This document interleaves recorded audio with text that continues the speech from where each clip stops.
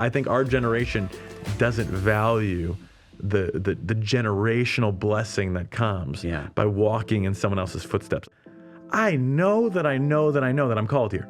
I mean, I would be like Jonah running away from Nineveh if I was to leave at a time like this, because God made it so clear that I'm called here. Yeah.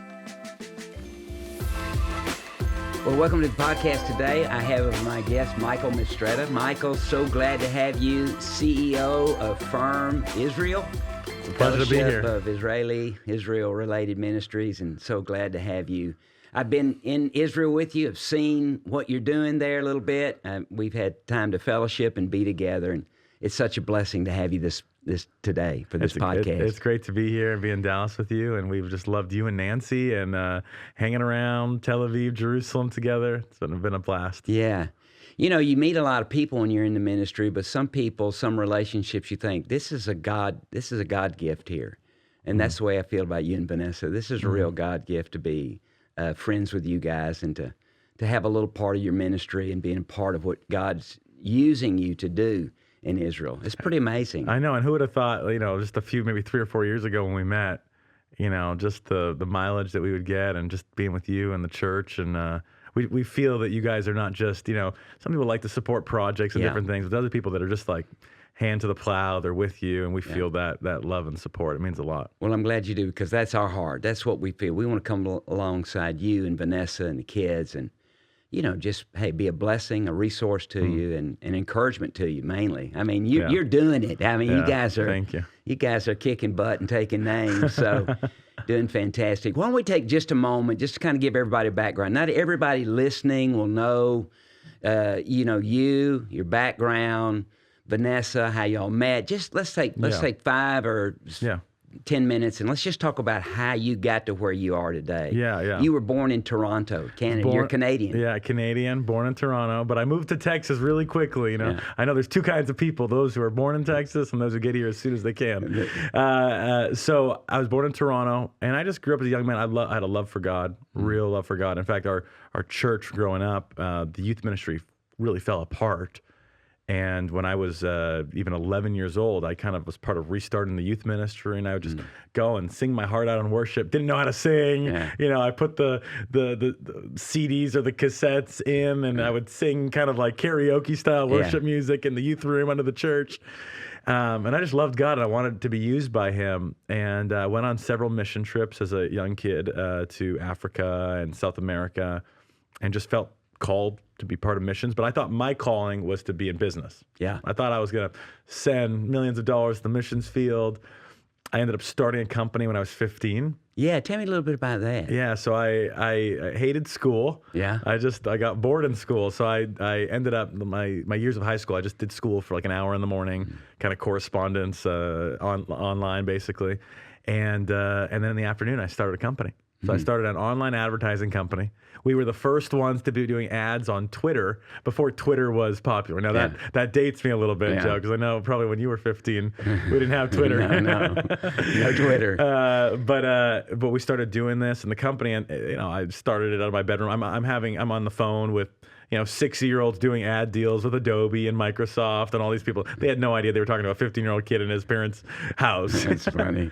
But the company really was successful, and it allowed me to graduate high school early. I graduated at 16, moved here to Texas, joined a ministry here, was working at that ministry, and I was running the business on the side. I'd go and do payroll in the cafeteria, and everyone just knew me as the young kid that was doing business, and I thought that was what I was going to do the rest of my life. Yeah.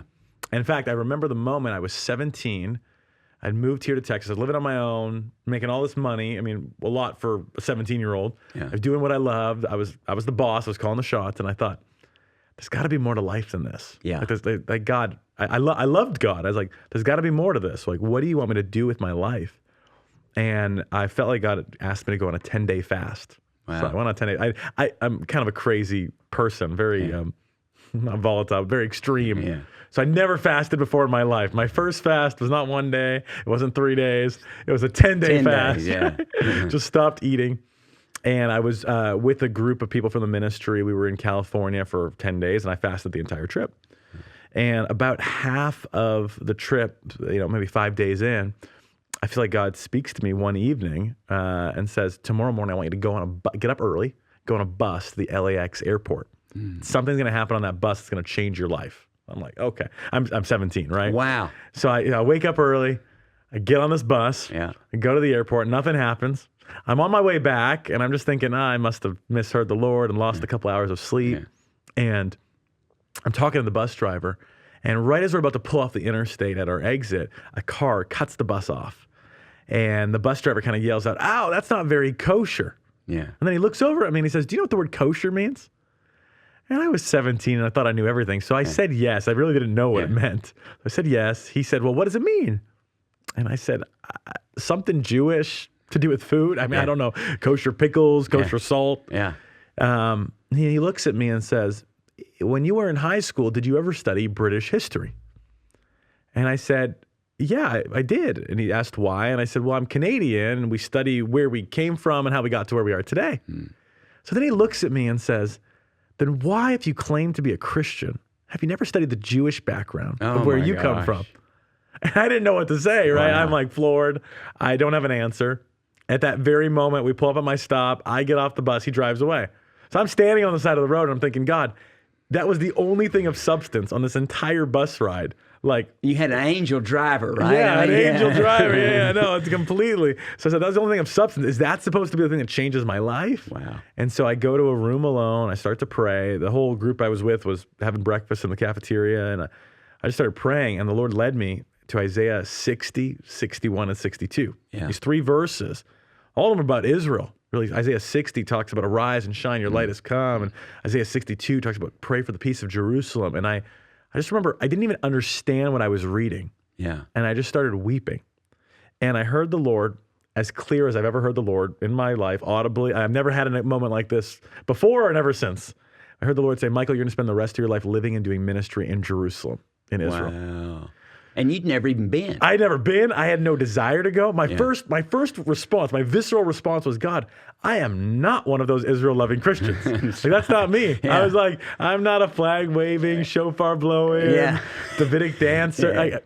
I was like, "God, I love missions. I'll go to Africa. Send me to Africa. I've been to Africa. I'll go." But Israel was not on my radar. There was no desire. There was nothing. And I remember sitting there and saying, "God, if this is you, I'm willing, but you got to make it happen. I don't know a single Jew. I don't know anything about Israel. You got to change my heart, and you got to make this happen." Wow. And he did that, and he did it in a crazy way. And so that's why I say to young people, at those pivotal years when you're teenagers, early 20s, trying to figure out what's next, like I asked God, and he, I think he speaks to us each in our ways that we need to be spoken to. But it was just that. Like now it seems obvious. Okay, Michael, you're in Israel. You've been there for a decade. But then it was not obvious. It was the furthest thing from my mind and my radar. Never had the thought of Israel even cross my mind. Wow. So that's an amazing story because you've got a bus driver who doesn't even know you, who primes you. Yeah, exactly. You get out, you go and pray about it, think about it, and pray about it, and God speaks to you. Was it like an audible or just in your heart? It was so quick. It was audible, though. It was, "Michael, you're going to spend the rest of your life living and doing ministry in Jerusalem." I remember the word for word. I remember it. And I walked out of that meeting, and I honestly, I didn't feel like I could tell anyone. Like, I'm like, who do you tell? Who do you tell? And maybe a year later, I said to my parents, "I think one day I'll end up in Israel. I feel like, and they're like, like my parents didn't really believe it. They were supportive, but they didn't really believe it. And then God just started confirming things. So all of a sudden, I didn't think I knew a single Jew. All my business partners, I found out, were Jews. Wow. And I should have known. Their names were like Ari Weinstein and Ben Feldman. I should have known this. And it turns out I found a Messianic family close to where I was in Texas, Far East Texas. I started going over to their house every week for Shabbat, just learning. We're going to Passover. I'm like, if I'm going to be in Israel, I got to figure this out. And after a year of doing that, I took a trip out to Israel. I was 19 years old. I went to Israel for 3 weeks. Not on one of your tours, Joe. Like backpacked across the country, rode public transportation, hitchhiked. It was a little crazy. Almost got killed a few times. Wow. I didn't know what I was doing. I just like Google Map, Capernaum. I start walking. Like I have no idea, right? Climb up the Mount of Beatitudes. I did everything wrong. But I was there and I felt like God said, "This is your home." Wow. And that's where God opened up an opportunity. There was a guy in Jerusalem who met me, and he said, "Hey, we can offer you a job and a visa with our ministry." I thought, this is God. Wow. Now, he didn't have the authority to offer the visa, and the job was raise your own support. So it was one of those kind of miracles. But I came back to Texas. God gave me a green light. I sold everything I owned, and I bought a one-way ticket, moved out to Israel on a volunteer visa as a 21-year-old, not knowing what was in store. Wow. So that was the step of faith. And I'm just kind of a crazy person like that. I just kind of one-way ticket moved over there. Well, I think God saw that craziness and knew that you would jump. And so, and by the way, that one quality has really been the common denominator of the success that you've had in Israel, is that you feel, when you feel like you heard the Lord, you're gone. Yeah. You're not thinking about obeying. You're not questioning obeying. You've made up your mind. You're going to obey the Lord. Yeah, I was sold out at a very young age. And I think what was encouraging, I remember moving to Israel, and I really wanted to be married. I was 21, but I really wanted a relationship, to be married. Because I knew when I was 17 I was moving to Israel, it kind of limited my dating possibilities. You know what I mean? Anyone I met, I'm like, are you moving to Israel? Because if not, I'm not even considering you. Right. So I moved to Israel. I remember the first week I was there, I'm like, okay, now I can think about dating, right? Like here I am, right? But I was on a 2-year volunteer visa, didn't know how I was going to stay. Within a year of being in Israel, God not just planted me, but he established me in Israel. I ended up connecting with a pastor in Jerusalem, Pastor Wayne and Ann Hilston. They'd been there for over 30 years. And they were kind of this intergenerational man and woman of peace that I was able to come under. I thought I was just serving. I was a media director of a congregation in Jerusalem. Yeah. God expedites that, accelerates it. We ended up starting F.I.R.M in my first year of being there. Wow. We started together. They give me the leadership baton. And as they launch the ministry, they invite my now wife, Vanessa, to our launch conference. So we meet at that first conference. Wow. I was focused on doing what God called me to do. And God not only brought my calling into view, a ministry, but also my wife. And at the same time, then that same year, I find out, unbeknownst to me, that my grandmother was Jewish. Wow. Had no idea, was hidden in the family. My aunt called and told me, and I was able to go with my dad to Italy. We were able to prove the ancestry and bring it to a rabbi in Canada who wrote me a letter. I was able to become an Israeli citizen miraculously, all in the first year. Wow. It solidified my status in the country, my identity, my calling, and my future family. And I later married Vanessa. She thought the whole thing was crazy, but later married Vanessa. And there is such a lesson in all that, is being all in for whatever the Lord wants for your life. And that's where the blessing is. Yeah. Doesn't mean it's not going to be hard. Doesn't mean it's not going to be full of risk. But that's how you spell faith, R-I-S-K, right? Yeah, exactly. And that's what you did. Exactly. And I think, when you're that age, you have less to lose. The older that you get, the more you have to lose, right? It's a challenge because those are the years really we should be taking those leaps of faith and those risks. Like, but it's harder when you're in your 30s, when you're in your 40s, when you're 50s. It becomes a little bit more of a challenge. But I didn't really have a fear of anything, and I just went for it and seeing God honor that. And so people say, Michael, in light of everything the last year, why wouldn't you leave? Like, why are you staying? And I say, you don't understand. I know that I'm called here.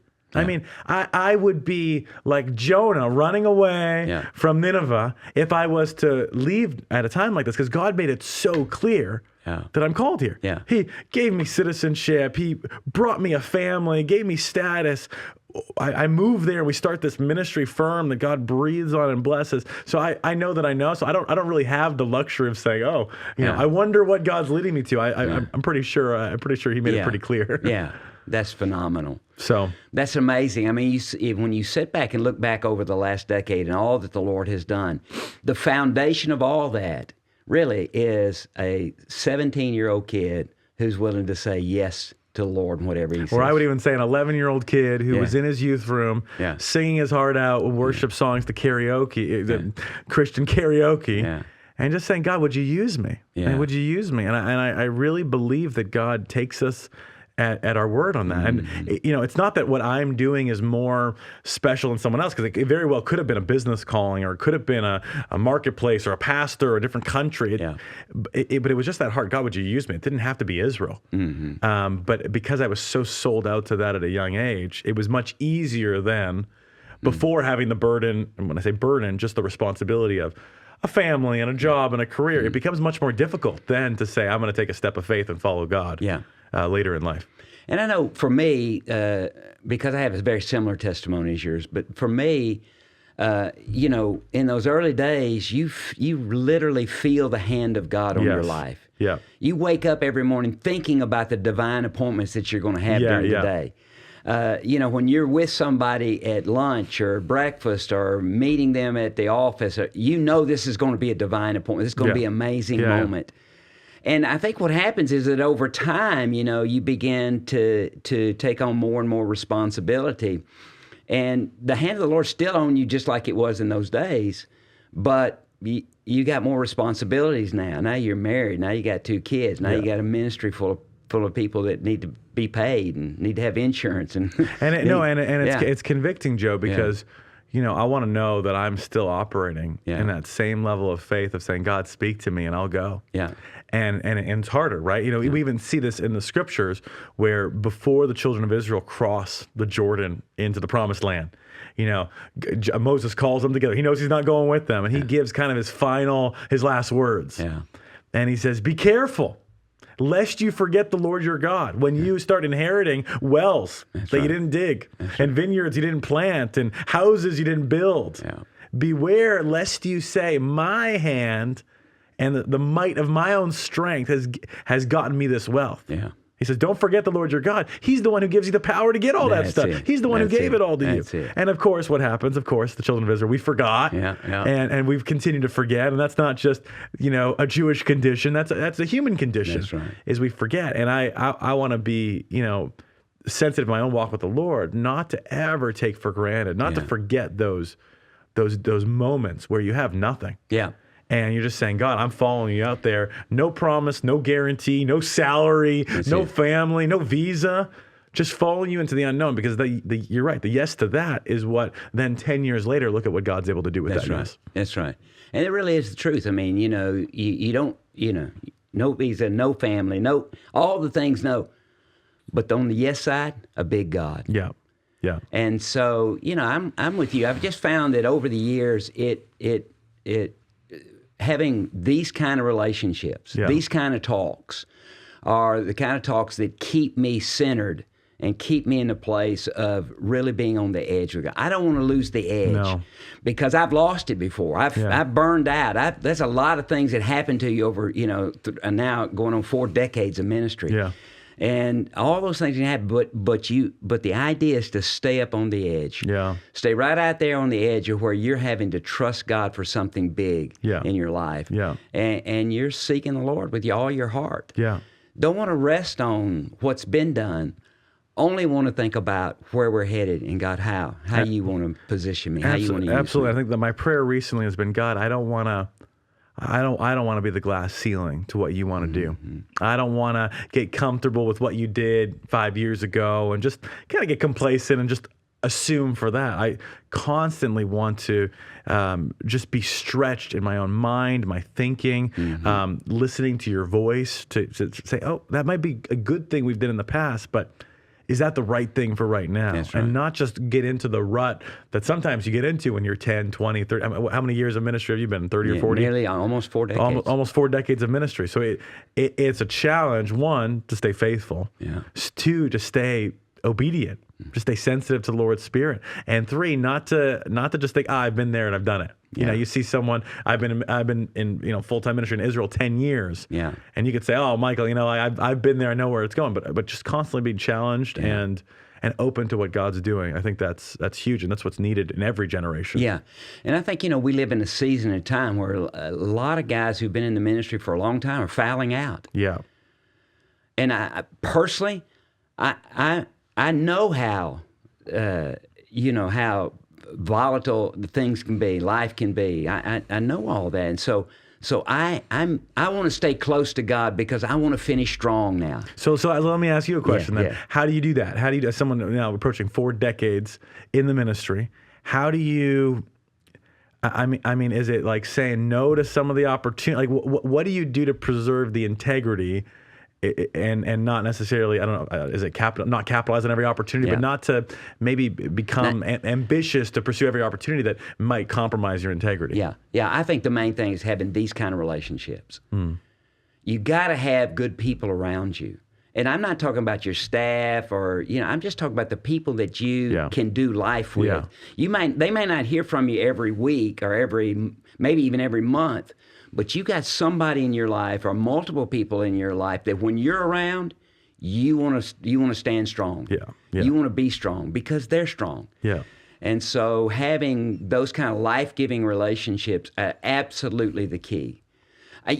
People, love to people say... People that can challenge you, right? People who can challenge you. People who can speak in your life. And more than that, you've got people who you don't have it's not an accountability group because you can lie to people in an accountability group. It's somebody who looks you in the eye. It's harder to says, lie one-on-one. Dude, something's wrong with you. You tell me what is. What's going on in your life. That's really good. And that's typically what happens is you feel like people start to isolate even before they start to compromise. That's kind of He who isolates himself seeks his own way. And that's the pull, is to go your own way, is to do your own thing, is to be out from under those kind of relationships. And those kind of relationships are not something necessarily that you can structure and then have. It's something you need to have and then you can put it into a structure. And so that's what I'm looking for. People who have life on them. People who are living out there on the edge. And I don't mean crazy people. I'm talking about people of substance, men, women, couples in our lives that are going for God with all their heart. One of the things I say to people my age is I say, the biggest benefit of being under 40, I think it's multiplying spiritual fathers and mothers, as many as possible. Because when you're a young person that's teachable, that is receptive, that's obedient to the Spirit, sensitive to God's voice. I mean, that's actually a lot of people in the fourth quarter of their ministry. They're looking to pour themselves into, leave a legacy in people that are in the first or second quarter of their ministry. And I think if as we multiply spiritual fathers and mothers, what I mean by that is, man, just find people, like relationships like this, where it's like someone that has the experience on them, that can pour in. Then, because we start thinking it's unique. Oh, I'm the only one that's ever been through this. We're not. No. It's not unique to us. And someone else said to me, you want to try to get to 400 years old as fast as possible. And what he meant by that was, you want to get 400 years of experience and wisdom poured into you. And so when you have a relationship with someone, okay, Joe's got 40 years on him, like download everything to me. Okay, someone else has 20 years or 10 years.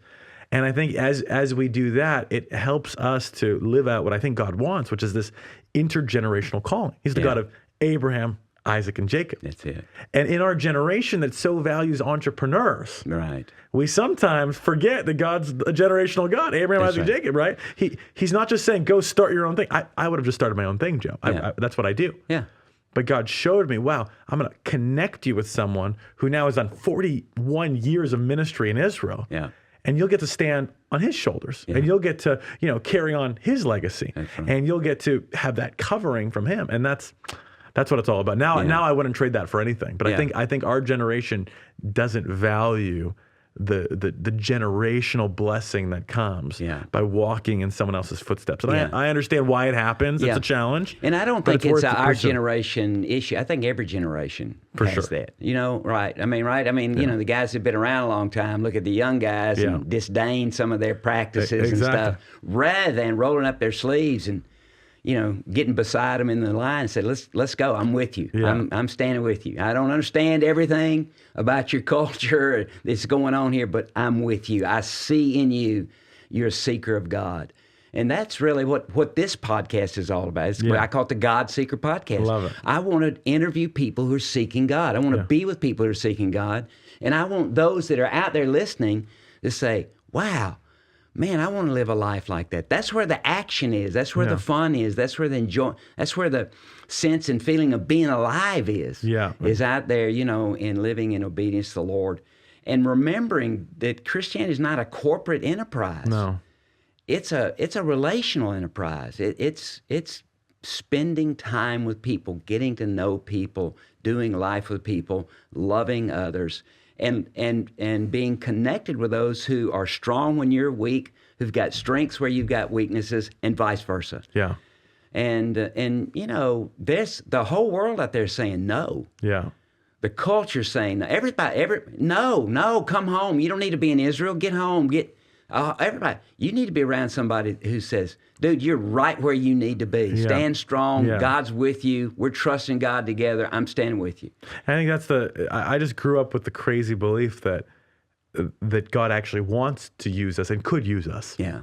And that's what I would just say to anyone, listening at home is like, if you really believe that, like if we really believe that if we pray that prayer every day, God, would you use me? Would you use me? Wherever I set my foot, would you use me? And I'm open and I'm sensitive to his voice and his leading. I have a hard time with what I've experienced in my walk with the Lord. I have a hard time believing God won't honor that prayer and find a way to use us. That's right. And it's really just believing that he wants to and that he will. Yeah. And we see that all throughout the Bible. Look at these, a bunch of renegade misfits, people that, it says the foolish things in the world to despise the wise. Yeah. Who would have thought a 21-year-old moving to Israel? And this is a real point. 21-year-old, non-Israeli, didn't grow up with any Jewish background, history. Yeah.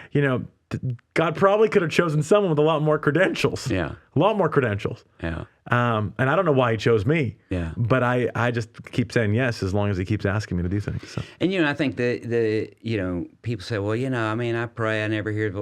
I think the first step is you got to be surrendered. What that means is that when he speaks to you, you will drop what you're doing and move out in what he's calling you to do. And I don't know if you've experienced this, Joe, but I find God knows, our capacity and our capability. That's right. And it's not like the first thing God said is, hey, get on a plane and sell everything and move to Israel. Like that's not the first thing God said. So you might hear the story and be like, wow, God's never asked me to do anything that crazy. You got to kill the lion and the bear before you ever get to Goliath, right? No, exactly. Yeah. And even when it comes to, I think a good example of this is generosity. Yeah. And I remember when I was raising my own support, and God's like, I want you to give that $100, $200. I want you to not, you're out there trying to raise funds for yourself. I want you to go bless that homeless person you see on the street. I want you to go help that person that needs a car. I want you to give away, those little yeses. Not that they're tests, but they're building a resilience and a muscle inside of ourselves. They qualify you for bigger things. Yeah. And so if you haven't passed the little test, how on earth do you think you can pass the big ones? Yeah, no, it's really good. If you haven't done the minimal, then how in the world do you think that you're going to get the maximum? You're not. So it is a process of conquering the little, making that, like you said, those little yeses all along the way that really build up into the opportunity to do something like what you've done. Yeah. And so it's a really important thing.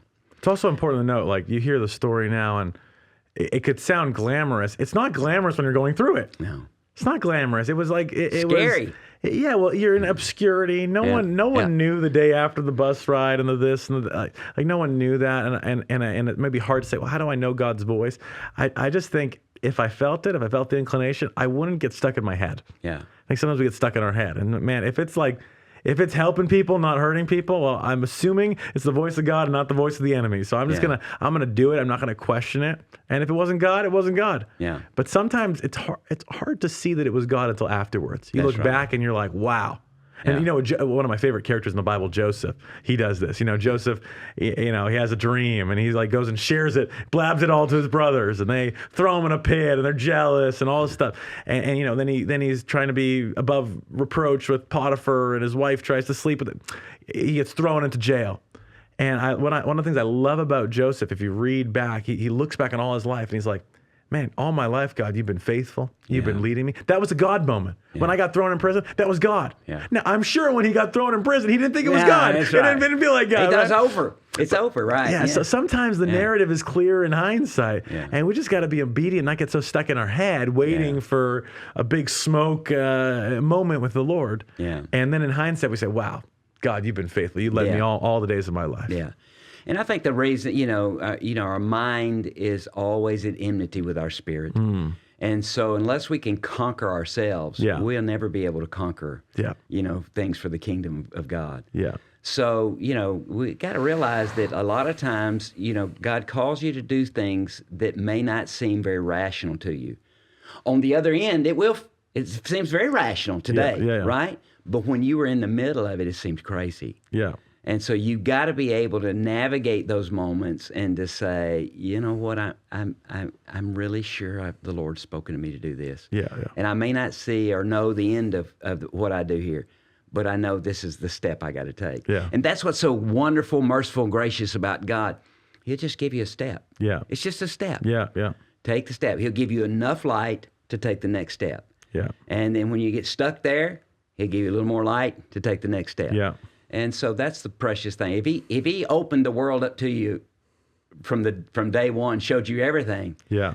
I don't think we could handle it. Right? No, not at all. Not at all. Yeah. And I think for the people that are listening who are maybe more rational people, I think it's understanding that God operates with a different economy. Yeah. It's a different economy. And it's just like if you were going to invest in the stock market, you don't really understand the economy of this world, and you're listening to Warren Buffett or you're listening to some investor, and you're like, man, I may not understand, but I'm going to trust this person's experience. Yeah. And I'm going to trust them.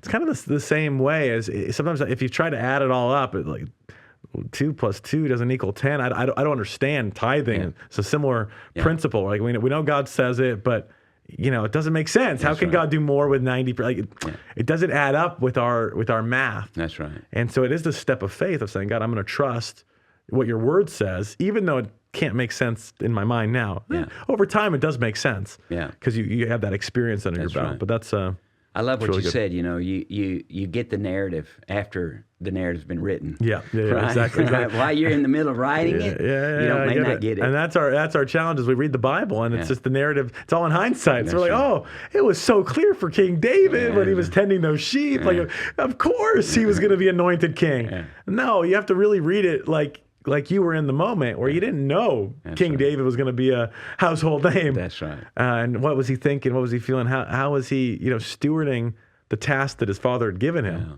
And he felt like he was stewarding it like he was doing it unto the Lord. Yeah. Even though it was in obscurity. Yeah. Yeah. Well, hey, this has been an awesome conversation, but I want to switch tracks just a little bit. I want you to tell us a little bit about F.I.R.M.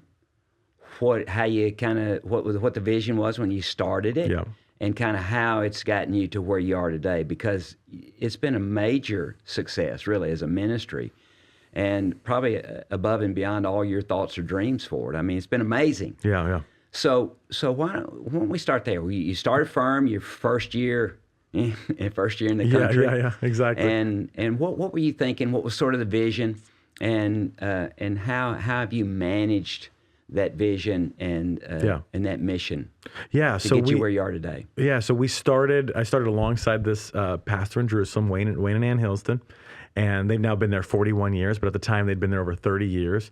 And they were known as men and women of peace in the country. I mean, they hadn't just built their congregation, their church, or their ministry. They were kingdom-minded leaders. Mm-hmm. They had released others to plant congregations and start ministries. They started the National Bible College in Israel and released that over to the indigenous bodies. So they've just been open-handed people all along the way. And God had given Wayne a vision, and really brought me alongside that vision to say, what if we, first of all, a lot of people want to help Israel, but they don't know where to start, who to trust. On one side, there's a lot of political ways to get involved.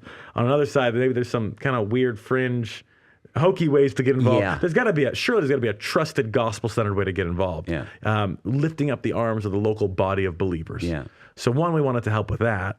And on the other side, we said there's a lot of ministry in Israel, but it's disjointed, disconnected. People are doing different things. A lot of it's small, embryonic. What if we can kind of raise the bar of ministry, help to strengthen, unify, and resource ministries to do what God's called them to do and better reach our nation. And the overarching vision is we want to see a day where every person in Israel is transformed with the love of Jesus. We believe the Bible promises this. In Romans 11:26, it says, all of Israel will be saved. We believe this is on Jesus' heart. He wept over Jerusalem, praying for their salvation, for them to know him. We see this all through the biblical account. And so that's the vision. We're saying, God, how do we basically serve the body in Israel, help to strengthen the body, help the body to grow and flourish so we can reach more people. And it's just simple math. We're a country of 10 million people. We got 30,000 Jewish believers in Jesus, so that's a third of 1%. We have maybe 6,000 Christian evangelical Arabs. So we're talking about a fraction of 1% that are born again, Jesus followers, trying to influence the other 99.6%. And how do we do that? The only way, again, the math makes sense is, one, if God breathes on it, and two, if there's power in us coming together and working together. And that's what we've been doing the last 10 years. Is we've found the people in Israel that are doing quality work. People might not know about it. They might be small. They might be serving diligently, running a discipleship program, or helping women who are stuck in the sex industry, just loving on them day after day, or helping to plant congregations or disciple young people. Whatever they're doing, we want to find people that are doing effective work and find ways we can come alongside them and say, how do we lift up your arms? How do we help accelerate what God's called you to do and help bring the resources you need to do it even better? That's basically building a relationship with them and adding value to their lives, right? Exactly. And that's what we would say as F.I.R.M. We don't want anything from you. We only want something for you. And that's hard in Israel. In Israel, people are like, well, what's the catch? There's got to be something. Like, what's in it for you? And they're like, wait, you're telling me 100% of the funds you raise, you're going to pass that all along to me? You don't even get a cut, and you're telling me you don't want me to help prop up your ministry? You just want to serve me? It was jolting for people. But I think that's the DNA that came from Wayne and Ann Hillsden, that we institutionalized into an organization, and it's not that it's addictive, but it's attractive, it's compelling for people. There are a lot of people that are the teachers and the theologians in the country. The Bible even says, Paul says, you have many teachers, you have very few fathers. And we try to have a fathering spirit, a spirit of saying, hey, we want to come alongside. We want you to go further than we can do. We're here to champion you. Our success is your success. And that spirit, while a lot of people are very cynical right away, that built a lot of trust over the last 10 years. And we wouldn't have been able to do anything in the last year without building that trust locally. So 10 years of investing into that kind of ministry philosophy, and that kind of heartbeat, it really brought you right up to October the 7th, 2023.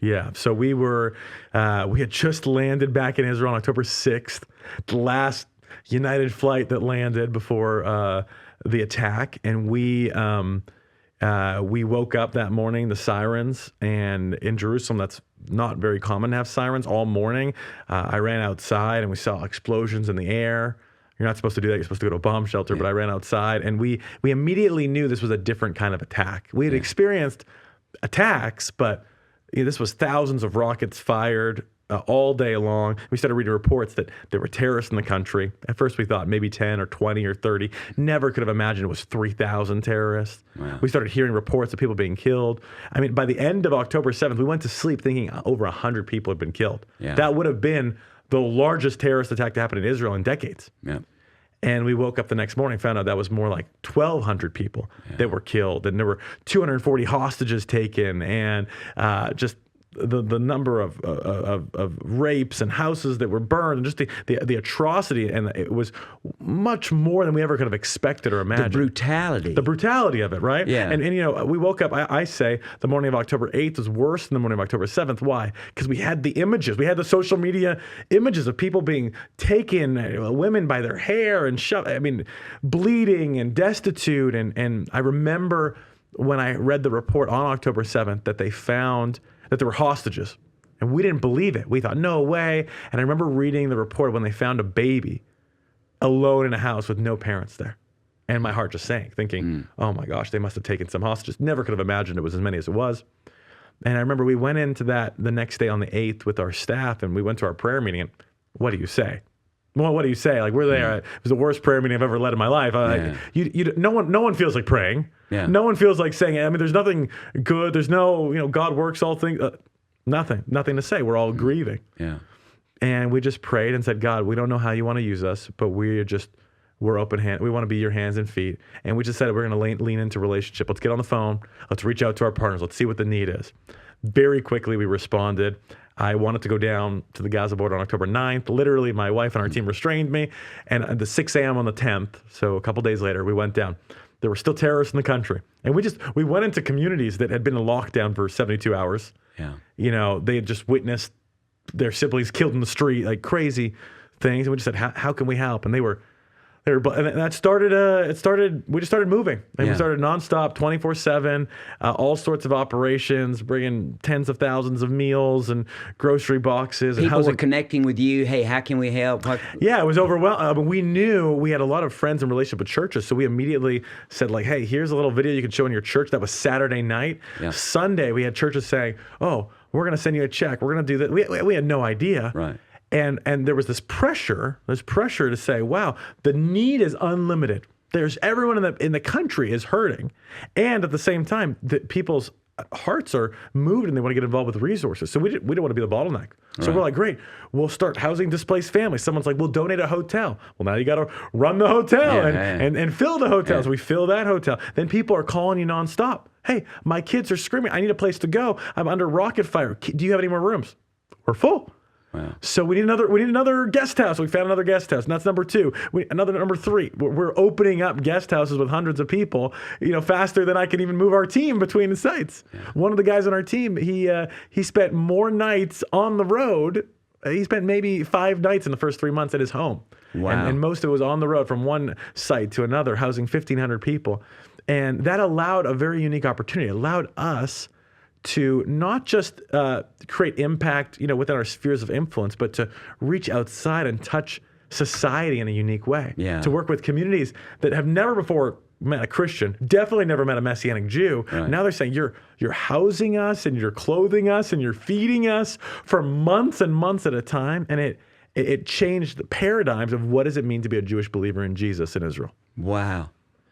Just that little 0.6%. Yeah, exactly. And we leveraged, and we look back now and we say, wow, we 30,000 or 36,000 people in Israel, we were able to touch hundreds of thousands, maybe even close to 1 million people through a variety of ministries. And it's not just us. People are like, how were you able to do so much? Well, I said, we have to understand, we were a hub. Yeah. We were a hub. We had a high level of trust. And so we can say to all of our congregation partners, hey, we'll get you the resource.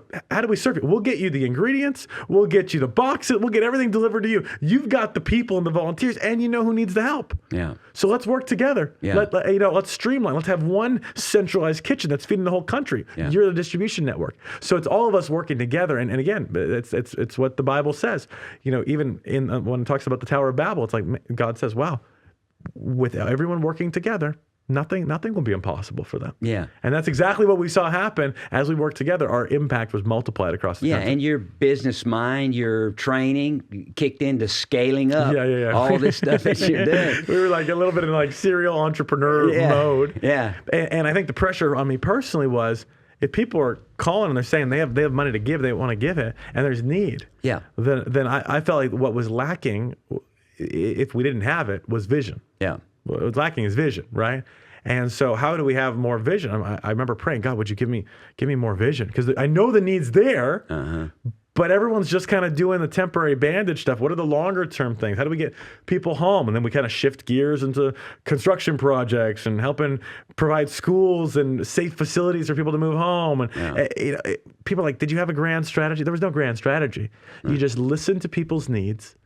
And you really have a team that's assessing how can we have what do we have what are the tools God's put in our toolboxes, and how do we show up? And there's been some crazy successes in that. We've learned some new skills, but God continues to stretch our mind. I would have said, Joe, a year ago, I would have said, oh, I have a lot of vision. But my vision was like, maybe we'll do $1 million project over the course of 3 years, right? That was my vision. Yeah.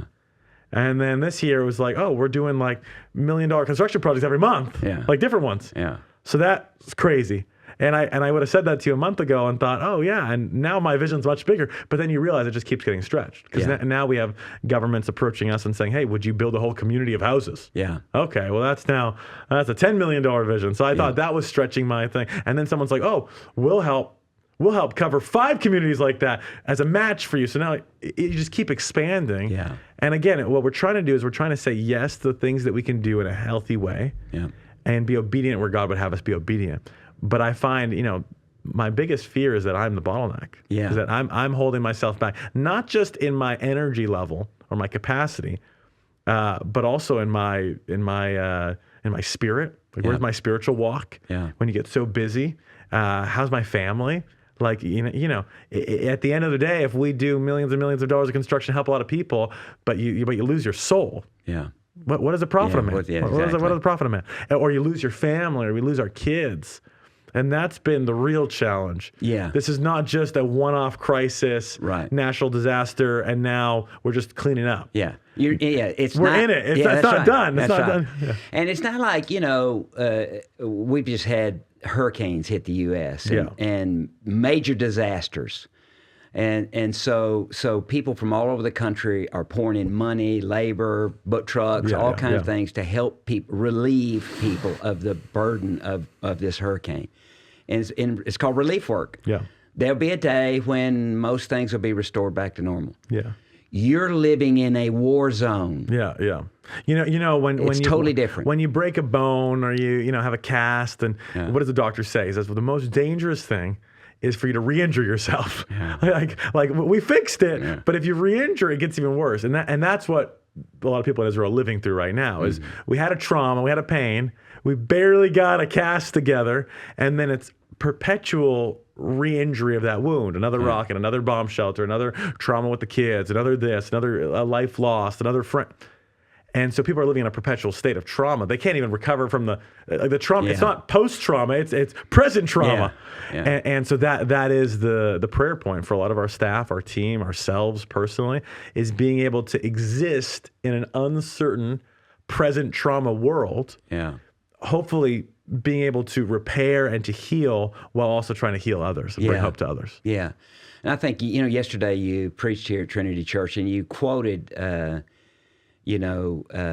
the quotation that the secret, is Christ in me, not just me changing circumstances. Exactly, from Elizabeth Elliot, yeah. Yeah, from Elizabeth Elliot. And I thought that really is the truth. And that's not something you can sit around and philosophize. That's what y'all are doing. Yeah. And I think that's the thing I want to just touch on here as we kind of bring all this to a point. Is what has it been like personally, not corporately, not all the stuff you're doing, but personally, how's it been knowing that you have a wife, 2 little boys, that every time the horns blow, they're getting in a bomb shelter? Yeah. How has that been personally for you guys?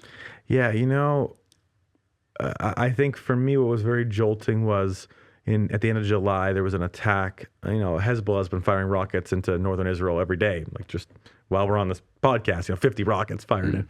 I get an alert every time on my watch, which probably is not a good idea, but I like to be informed. But there was an attack at the end of July where there were 12 young boys that were out playing soccer on a Saturday night. Arab boys, and Israeli Arab boys, and a siren went off, and they had a shelter right there. They tried to run to it, didn't have the time, and 12 of these boys killed. And so that's near to home, right? I have 2 boys, and so you stop and you look at our kids and our family, and you're like, this is what it's all about. Yeah. Right? Like, I get ambitious, and I'm like, oh, we want to help people and serve people, but I'm like, man, I don't want to sacrifice our family. And it takes a toll on your family to live in the midst of that. And we've had to calculate that toll. We actually had a couple here in Dallas who said, right when the war started, hey, you could send your boys to us. We'll watch them for you. Mm-hmm. Like, we'll take them. While you and Vanessa are doing the work there, we'll take them. And it meant a lot to us, but we wanted to stay together as a family. We didn't want to be apart. That's right. And so we,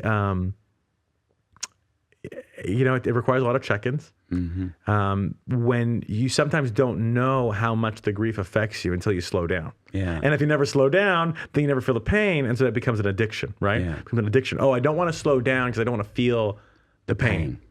And then if I slow down and feel the pain, then okay, what other coping mechanisms and habits do I have in my life that are helping me to escape from the pain? Because there's a lot of unhealthy coping mechanisms out there, whether that's eating or it's habits that isolate us from others versus healthy coping mechanisms where we're leaning into community, leaning into relationship, leaning into accountability, leaning into our walk with the Lord. And so am I coping in a healthy or an unhealthy way?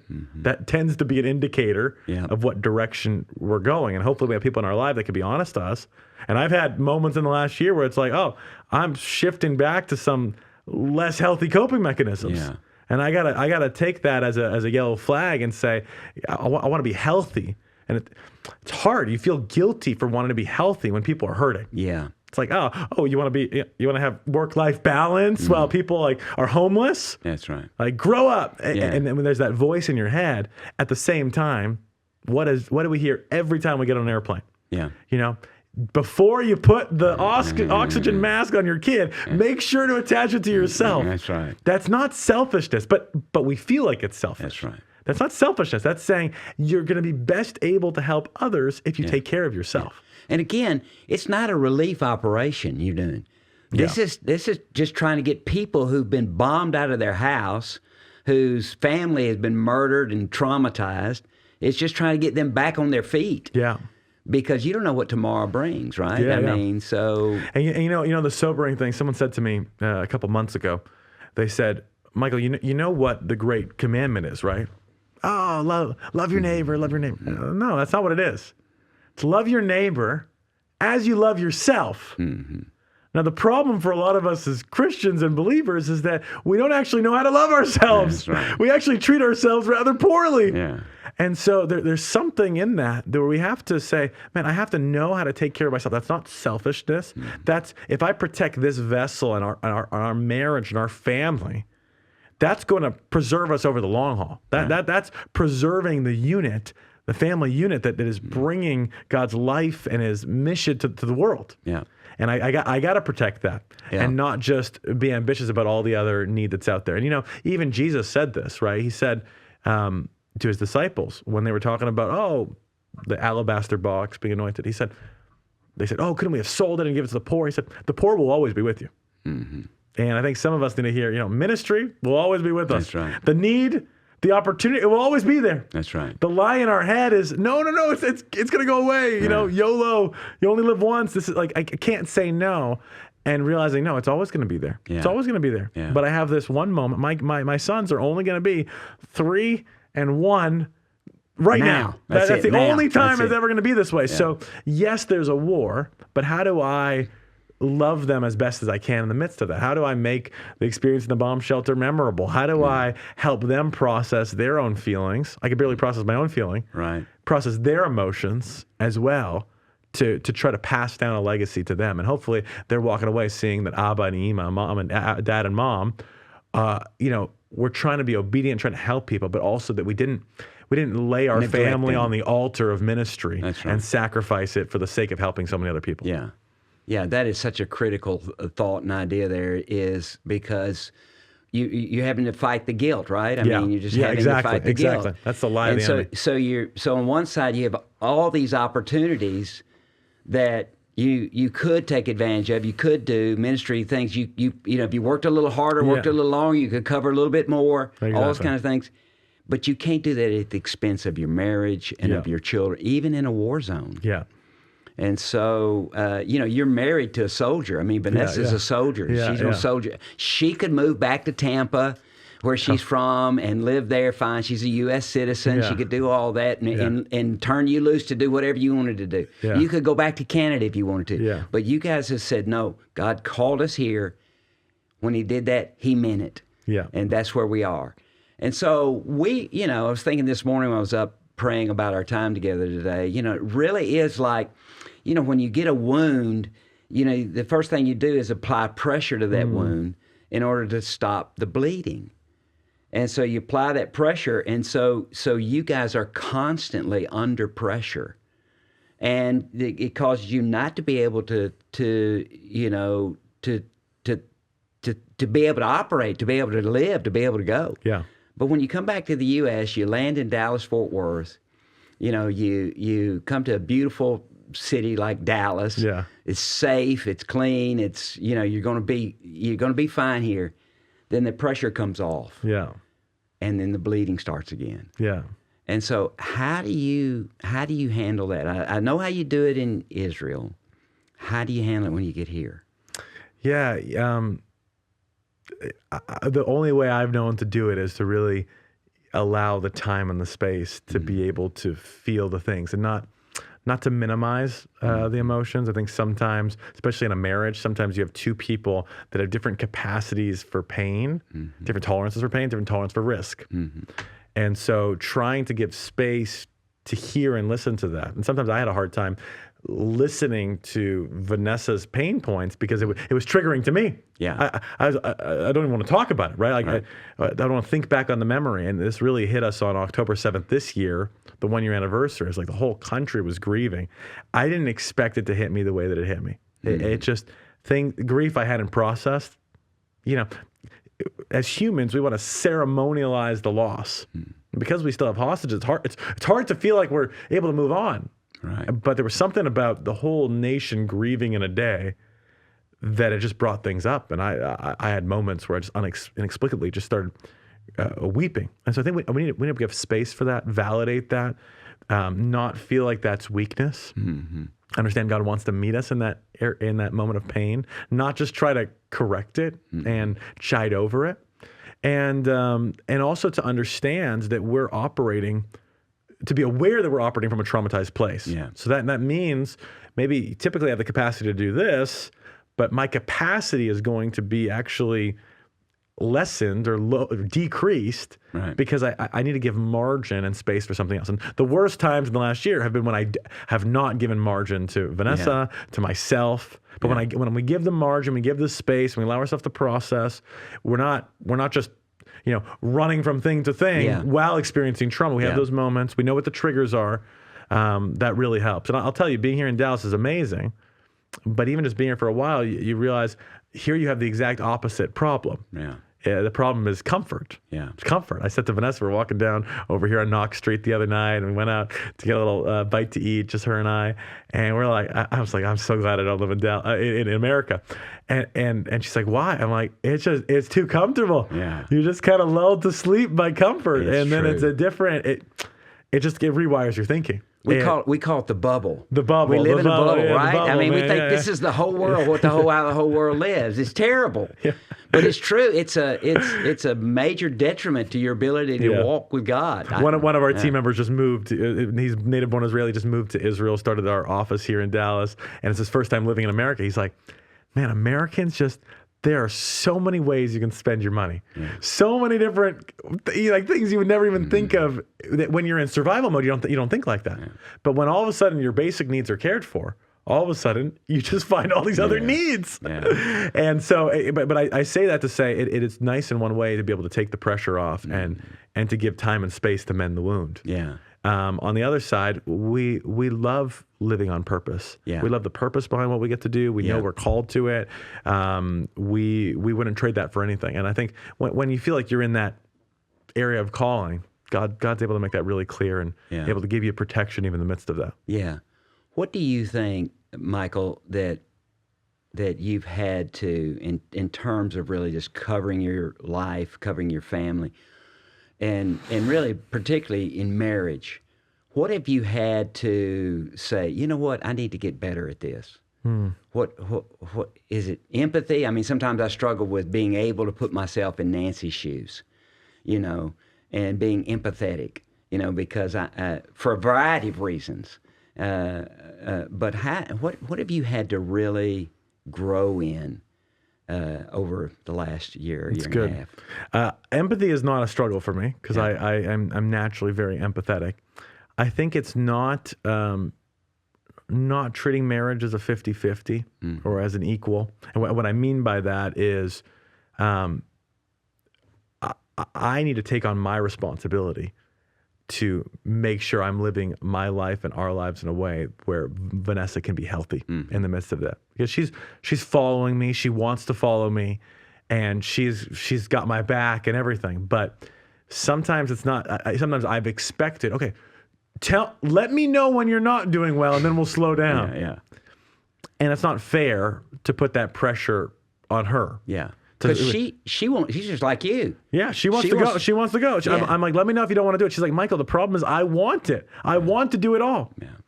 And so I've had to change my method to say, oh no, it is my responsibility to set the pace of our marriage and our relationship for the betterment of my wife and our kids, and not just to extract everything that we can do. Let's do it. Not just to extract opportunity, but also to make sure we're healthy and not to feel like, of course, Vanessa's responsible as well. Right. But if I don't say I'm responsible for my part and she's responsible for her part, so if we're not healthy, it's not all my fault. Right. Rather say I'm going to take 100% responsibility for the health of where we're going as a family, and I'm gonna, of course, I want to partner with Vanessa in that, but I'm gonna care for her as if I'm caring for the most precious thing in my life. Yeah.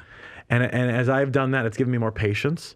It's given me, our arguments. I'm able to process where I've gone wrong. Yeah. And I'm able to see when she's in a mode where we're arguing, and I'm like, oh, she's picking a fight here, picking a fight there. Typically, it's because I'm leading us in a way that's hard for her to follow. Yeah. She doesn't even know how to express that. Right. But I've just said, man, let me take the responsibility for that. And instead of like, why did you say that? Why did you nitpick at that? Why did you instead of me responding to her that way, saying, man, why is my wife feeling these things? And what am I doing wrong in my leadership that I can correct? Because we can only change ourselves, right? Yeah. I can spend my whole life trying to say, Vanessa, if you were to say it in a nicer tone, I'll never get there. Right. But you know what I find? When I'm leading well, she doesn't have that tone. Yeah. And when I'm leading well, the pressure's not there, and she's flourishing and laughing, and then it's easy to love each other and be married. Yeah. And so I've got to be more mindful of that. I've realized that I'm very intentional about the things that are important to me. Mm-hmm. And the ministry has gotten a lot of my intentionality this year. Right. Oh, this next project, this next thing. So can I be as intentional about my marriage, as intentional about our kids, so that she doesn't feel like she's the one having to be intentional about our kids. And that takes pressure off of her. And when she has responsibility and pressure off of her shoulders, everything's good at home. We're feeling great. Dude, you've laid out the groundwork here because the truth is we all live in a war zone. Yeah. That's just not natural bullets and natural bombs around us. There are demonic bombs around us. The devil wants to kill, steal, and destroy. And so I love what you said there right there at the end, being intentional. Just as intentional with my marriage and my family as I am with my job and with my, whatever my activities. Yeah. And so I think, that's obviously, it seems obvious when you look at it from this side of it, but when you're in the middle of it, it's like, I feel like I'm, jogging with my wife. I just look back every once in a while and say, if you can't keep up, just put your hand up, babe. Yeah. Right? And I'm going on. Yeah, I get it. Rather than getting, beside her and saying, hey, are you doing okay? Hey, It's as simple as when we're going out on a date and I start walking in front of her and she's like, why can't you walk beside me? I'm like, that's like the picture of our life, right? That's right. And it's an amazing thing. And the moment that hit for us, I'll just share, the moment where it hit was in April this year. We got to a really, really hard place and probably had one of the biggest arguments of our lives, and at an airport, and it was a horrible situation. And the flight was delayed, and we're flying with kids in the middle of the night. And I ended up writing Vanessa a letter. That's serious when you write your wife a letter. Right. And I wrote her a letter, and I was just saying how I was not feeling admired, like respected or admired in our relationship. And she hated my letter, of course, and basically said, I just haven't felt prioritized from you. Yeah. So I have a hard time admiring and respecting you if you don't prioritize me. And you can just go back and forth and back and forth until someone decides to take responsibility. And I realized when I prioritize Vanessa, she overflows with respect and admiration towards me. Yeah. So I don't have to be the victim here. I actually am in control of my own relationship, and I just have to have the humility to say, you know what? Not start doing what we all do. I'm paying the bills and I'm working hard and I'm helping. Not start the defensiveness, and I'm the most defensive of anyone. Yeah, me too. But just take the humility of saying, if I'm not getting what I want out of my spouse, what do I have to change? because I married her and she was plenty admiring and plenty respectful. Yeah. So what am I doing wrong? What changed? Yeah. And as soon as I shifted that and said, you know what, I take responsibility for it. I haven't treated you that way. You need it. Instead of giving my wife and our kids the leftovers, the bottom 20%, here's how I looked at it, Joe. If I give my family the bottom 20% of my energy or the top 20% of my energy, it makes a big difference to my family. Yeah. Big difference. Yeah. But if I give the ministry my top 80% or my bottom 80%, doesn't make a big difference. That's right. Doesn't make a big difference. Yeah. And so I just have to reverse it and say, no, I'm going to give the best of my energy to my wife and our kids, my intentionality, my dreaming, my focus. It makes a giant difference for them, and everything still happens in the ministry. Yeah. It's amazing how that works. Yeah. That's a fantastic lesson, and it's a lesson for all of us. Look, Michael, we love you and Vanessa. We think, you guys are heroes to us, and so many that might be listening today and listening to our conversation. That was really my dream, is to have a conversation that other people would want to lean in and listen to. And so, how you have, taken this terrible, traumatic, war, and I don't know what else to call it other than a war, and really turned it into an opportunity for people to see the glorious Jesus Christ. It's been amazing. Thanks, and so Jeff. we're so grateful for your work, and grateful for Vanessa, and an honor to partner with you. Yeah. How would people, there's people going to be listening, say, I want to give to Israel. I want to be, what do you tell people? How's the best way for them to get involved? Yeah. Even if, say, they can't come, what do you do? Yeah, so our website is F.I.R.M, F-I-R-M, Israel.org. And on there, we have several different ministries. You can see the ministries, you can watch the videos. But we have one way that's a great way for people to be involved, and that's a community we have called The Tribe. It's a monthly giving community. People sign up $20, $30, $40 a month, $50 a month. And every single month, 100% of those dollars go to gospel-centered ministries. They don't cover our salaries or our rent or anything like that. But that community has grown. It's almost doubled in the last year. And that really is what helps us over the long run. Because then we can plan, we can know, okay, next month we can do this because we have a group of people coming with us. And it's also a great way to learn, because every single month you're getting a report. Oh, I didn't know we're helping this community of Ethiopian Jews. And oh, I didn't know we can do that. So it's a great way to learn and have people's hearts connected. And The Tribe. The Tribe. You can go on our website, FIRMIsrael.org, see the Tribe, join. We're now, over 2,100 Tribe members and growing. And so we'd love to have people join that community. Yeah, well, I hope you'll do that. I hope you, having heard this conversation today, that you would consider really going on the website, FIRMIsrael.org, and joining the Tribe, being a part of it, so you get a monthly or regular update of what's going on in Israel and what your dollars, your participation is a part of. Hey, it's been awesome. Thanks for having me, today. Joe. It's been a pleasure. Thank you. Thanks Thank you. for pulling out the depths from within, and we're grateful for you and Nancy and Trinity and your guys' support. It was helpful to me today, and I hope it was helpful to you, and I hope all of you that were listening, it was helpful to you as well. I would like just to end today with just a prayer. Okay. Lord, I just thank you. I thank you for Michael and Vanessa. I thank you, Lord, for all that they have their hands to. Now, Lord, I just rebuke the devil. And Lord, I pray right now, Lord, that your presence would come and fill Michael and Vanessa and their boys' hearts in such a way that not only they know that they're safe, but they are right in the middle of God's will for their lives. Lord, I thank you for protecting them, watching over them. I thank you for helping them, Lord. And I just ask you, Lord, as they go about, Lord, all the activities they have planned here in Dallas and around the country, that, Lord, the favor of God would rest upon them. Lord, they would feel the hand of God, even when they go in a restaurant or shopping or visiting and being with friends. There'd be supernatural and divine appointments every day. Bless them, help them, encourage them, protect them, watch over them. In Jesus' name, amen. Amen. Amen. Thank you, Michael. Thanks, Joe. And God bless you. Thank you for joining us today. What an amazing time we've had with Michael and F.I.R.M Fellowship of Israel Related Ministries. Hope you'll get involved. God bless you.